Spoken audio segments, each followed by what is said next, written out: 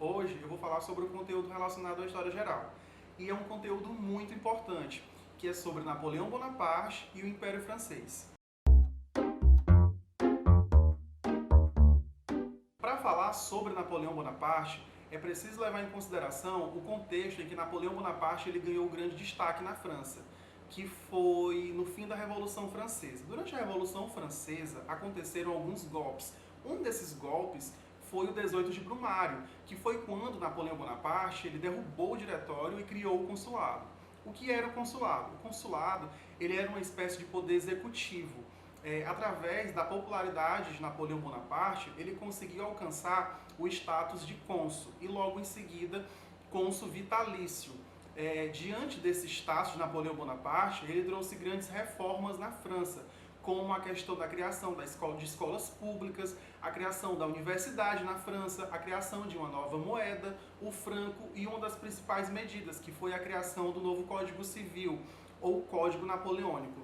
Esse Código Civil, na verdade, ele ia reafirmar várias das conquistas que foram consolidadas com o fim da Revolução Francesa. E, além disso, substituir várias medidas que vigoravam na França desde a Idade Média. Eu posso destacar aqui, inclusive, a questão da propriedade. Agora, todos os franceses, diante da criação desse novo Código Napoleônico, tinham direito à propriedade. Todos os franceses podiam tanto comprar quanto vender, desde que tivessem recursos financeiros para isso. Além disso, era garantida a liberdade religiosa para os franceses e foi abolida qualquer distinção baseada na lei de nascimento e de sangue. Apesar disso, vale levar em consideração que nem todas as medidas de Napoleão Bonaparte eram tão democráticas assim. A gente pode destacar a questão do caráter submisso da mulher ao homem, do restabelecimento da escravidão nas colônias e da questão do poder dos empregadores sobre os empregados. Então os empregados não tinham tanta liberdade assim. Apesar de Napoleão Bonaparte ele ser fruto da Revolução Francesa, às vezes algumas medidas dele soavam meio que contraditórias e autoritárias. Apesar disso, aos poucos, diante dos destaques das guerras em que ele participou, ele conseguiu conquistar uma popularidade na França. Aos poucos, Napoleão Bonaparte aumentava a sua ascensão social. Ele foi muito esperto, inclusive ele falava sobre ele na imprensa, ele falava muito a questão das reformas em que ele estava fazendo na França, e isso chamava a atenção dos franceses. Através disso e dessa popularidade, da ascensão social de Napoleão Bonaparte, ele conseguiu alcançar o título de imperador. Foi realizado um plebiscito onde os franceses decidiram que Napoleão Bonaparte ele seria o novo imperador francês. Napoleão Bonaparte, então, agora seria Napoleão I, o novo imperador. O primeiro, assim dizendo. Napoleão Bonaparte ele foi coroado na Catedral de Notre Dame, inclusive aconteceu algumas coisas um tanto engraçadas, como, por exemplo, ele ter deixado o Papa esperando ele durante horas, ele atrasou tipo 2, 3 horas, e além disso, no momento que o Papa foi coroá-lo, ele arrancou a coroa da mão do Papa e colocou na cabeça dele. Então, Napoleão Bonaparte ele era uma figura um tanto emblemática, né, digamos assim. Napoleão Bonaparte ele queria também expandir o Império Francês. Alguns países temiam essa expansão do Império Francês, como o caso da Inglaterra. Napoleão Bonaparte estava ali de olho no Mediterrâneo, e isso preocupava muito os ingleses, porque era através do Mediterrâneo em que a Inglaterra conseguia fazer comércio tanto com o Oriente quanto com a África do Sul. Só que Napoleão Bonaparte ele não estava preocupado com isso.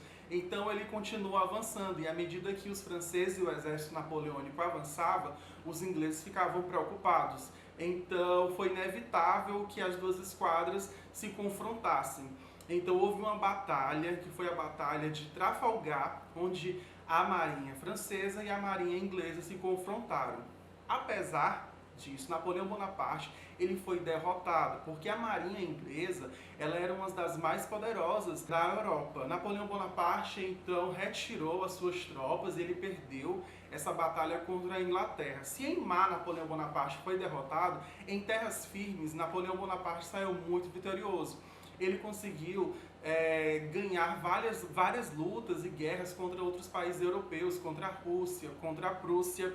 E além disso, ele obrigou esses países que tinham perdido essas lutas a assinarem um tratado de paz. Depois disso, em que Napoleão Bonaparte aos poucos conseguia expandir cada vez mais o império dele, ele não ficou um tanto satisfeito, ele ainda estava de olho na Inglaterra. Então ele pensou o seguinte: se eu não consigo derrotar os ingleses militarmente, eu vou derrotar os ingleses economicamente. Ele decretou o bloqueio continental. O que seria o bloqueio continental? Era Napoleão chateado com a Inglaterra e ele disse o seguinte: o país que furar o bloqueio continental, no caso, nenhum país podia comercializar com a Inglaterra.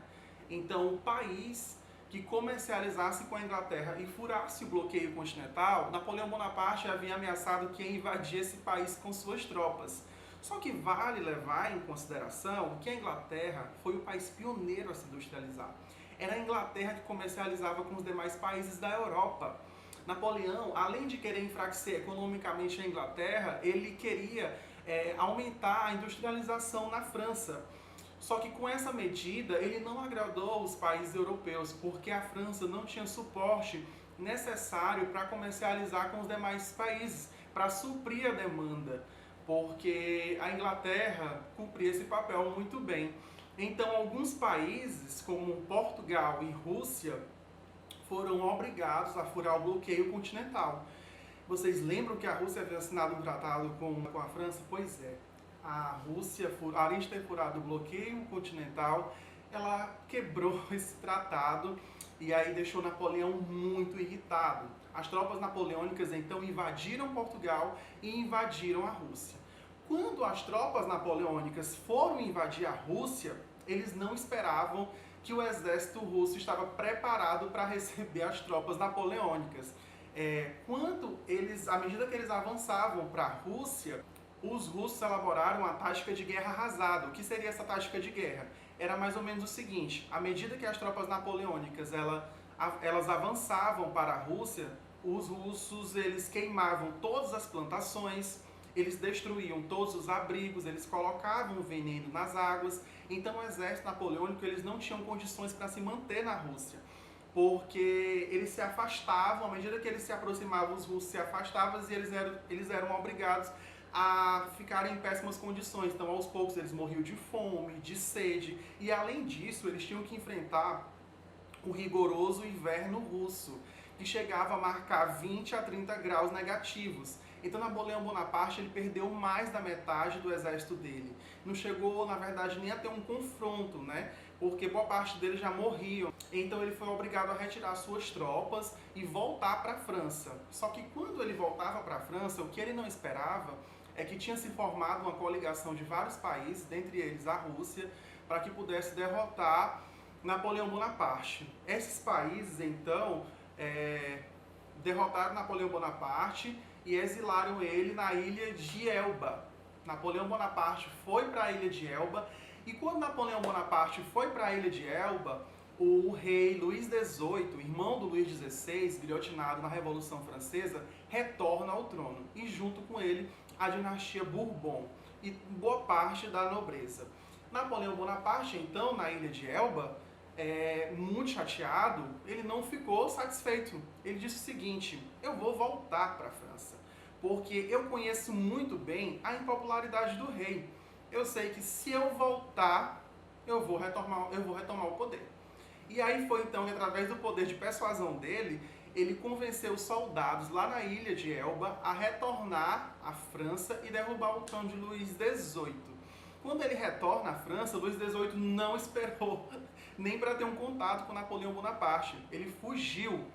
E aí Napoleão ele volta e é aclamado pelo povo. Só que esse governo de Napoleão Bonaparte ele não durou tanto tempo assim, porque os países já estavam muito chateados com Napoleão Bonaparte, apesar de que ele ainda queria reafirmar mais tratados de paz, mas isso não foi suficiente e foi inevitável que tivesse mais um confronto.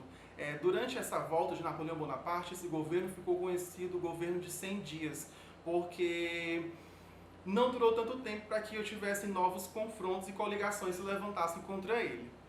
Teve uma batalha lá na Bélgica, que foi a Batalha de Waterloo, em que Napoleão Bonaparte ele enfrentou o exército desses outros países que tinham se levantado contra ele. Napoleão Bonaparte perdeu. E diante dessa derrota, ele foi exilado novamente para uma ilha, mas dessa vez não foi a ilha de Elba, foi a ilha de Santa Helena, onde ele ficou lá até sua morte. Então ele não retornou e Napoleão Bonaparte foi detido e com isso aconteceu o fim do Império. Depois que Napoleão Bonaparte morreu, faleceu, o rei Luís XVIII retorna novamente à França com a dinastia dos Bourbons e ele, através disso, ele se reúne com os países que eram contra as medidas de Napoleão Bonaparte e eles montaram então uma reunião. Essa reunião ficou conhecida como um Congresso de Viena, que tinha como os principais pautas como a questão de restabelecer o antigo regime. E, além disso, as pautas que eram discutidas no Congresso de Viena, sobretudo, era relacionado à questão do equilíbrio. Eles queriam manter o equilíbrio na Europa para que eles pudessem conter os países e que esses países não tomassem as mesmas medidas autoritárias de Napoleão Bonaparte. Além disso, a questão da legitimidade, eles queriam restabelecer a monarquia nos países que tinham perdido batalhas contra Napoleão Bonaparte. E através disso houve a criação da Santa Aliança, que foi quando eles queriam reafirmar essa medida e esses países se reuniram para que eles pudessem manter a nova ordem vigente e impedir que algum país se levantasse novamente e pudesse expandir o império como Napoleão Bonaparte havia feito. Esses países da Santa Aliança eram sobretudo a Rússia, a Prússia, a Áustria, e a França e a Inglaterra. Então, algum país que se levantasse novamente contra o antigo rei, contra o absolutismo, eles haviam prometido que iam lutar contra esse país. O conteúdo ele é basicamente sobre isso, é um resumo dos principais pontos.